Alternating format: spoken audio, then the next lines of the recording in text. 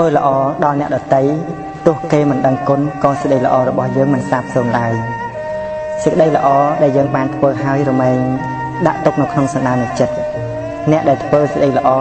ចេះតែទាមទារចង់ឲ្យគេដឹងគុណចង់ឲ្យសេចក្តីល្អនឹងមកឲ្យខ្លួនឯងវិញគឺបុណ្យនឹងក៏បានតិចគឺមិនសូវជាបានច្រើនទេរីឯអ្នកដែលធ្វើហើយចេញពីចិត្តចេញពីទឹកចិត្តបរិសុទ្ធចេញពីទឹកចិត្តល្អចង់ជួយអ្នកដទៃកាលណាបើឃើញគេត្រេកអររីករាយសប្បាយចិត្ត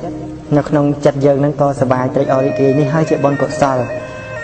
អំពើល្អដែលយើងបានធ្វើទោះបីថាអ្នកនឹងដែលយើងធ្វើទៅលើឲ្យមិនដឹងគុណមកយើងក៏គុំថ្ងៃណាមួយមានអ្នកដទៃផ្សេងទៀតធ្វើនៅសេចក្តីល្អហ្នឹងមកលើយើងវិញគឺអំពើល្អហ្នឹងមិនសាបសូន្យឡើយយើងធ្វើទៅលើគេហើយក៏គេដឹងឬមិនដឹងជាចិត្តបុណ្យនិងចិត្តបាបរបស់គេទៅប៉ុន្តែអ្វីដែលយើងបានធ្វើល្អហើយជាសេចក្តីល្អដែលយើងបានធ្វើយើងបានសន្សំនៅក្នុងចិត្តហើយអញ្ចឹងរៀនត្រេកអរចំពោះសេចក្តីល្អដែលខ្លួនឯងបានធ្វើព្រោះថ្ងៃមួយដែលអ្នក